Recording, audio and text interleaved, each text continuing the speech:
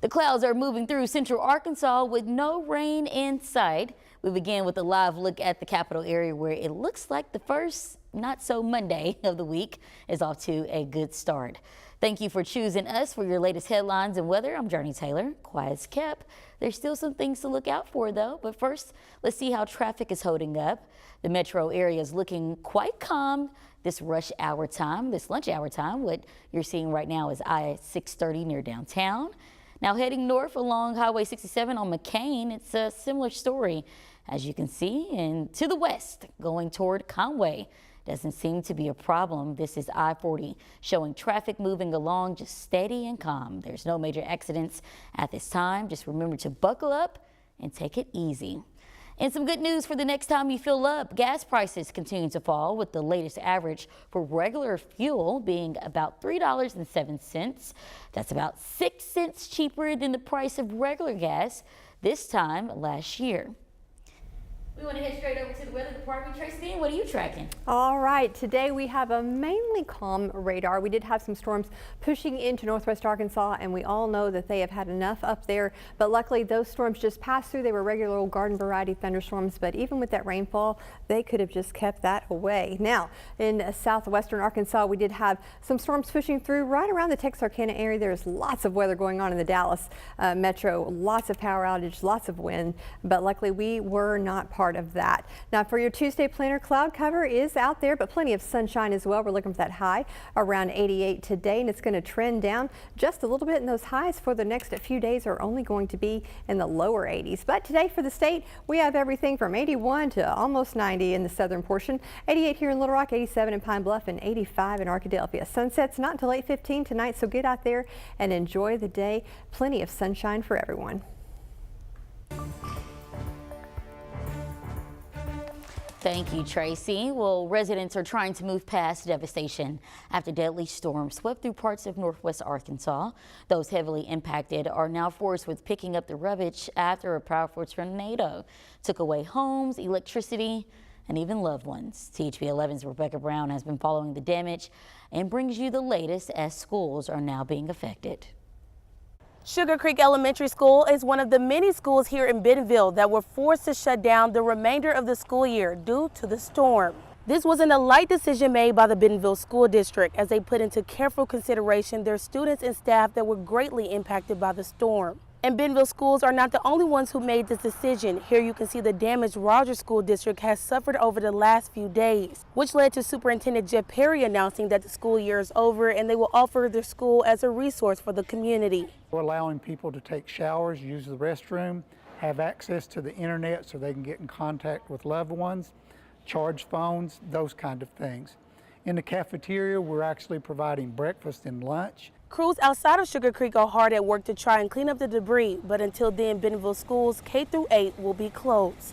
These school closures do not include Bentonville high school students. They will continue to take the end of the school year test as planned. In Bentonville, Rebecca Brown, THV 11 News.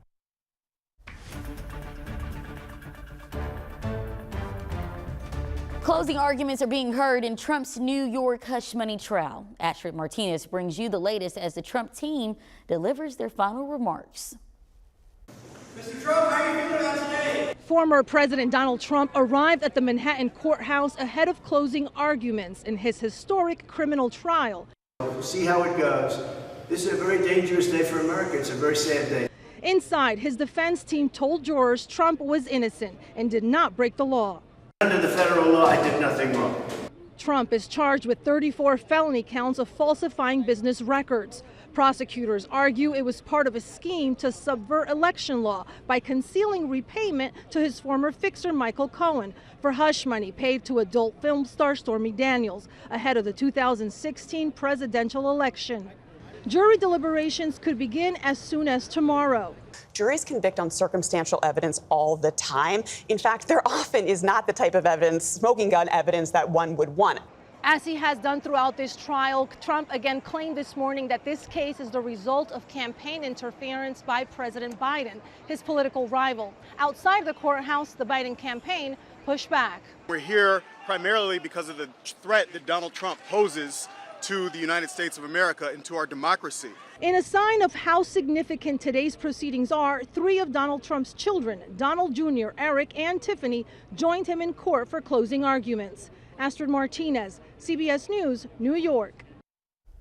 Israel's prime minister is speaking out after his military launched a set of deadly attacks. Those actions he now calls a tragic mistake.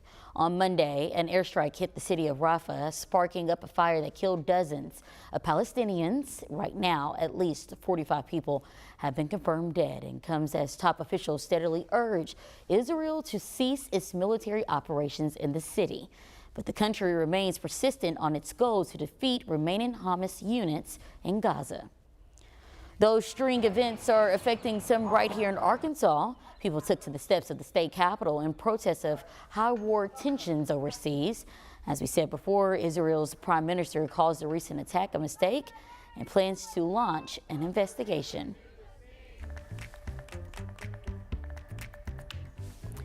Well, summer is creeping up, but a lifeguard shortage could force some pools and beaches to close down to the public. It's been going on in many states across the country, leading to some places to reduce business hours and others to completely close altogether. In New York, there's at least 600 lifeguards needed, but only 230 currently on staff. To close the gap, cities have now no choice but to ease up on hiring requirements. Lifeguards don't have a career path forward.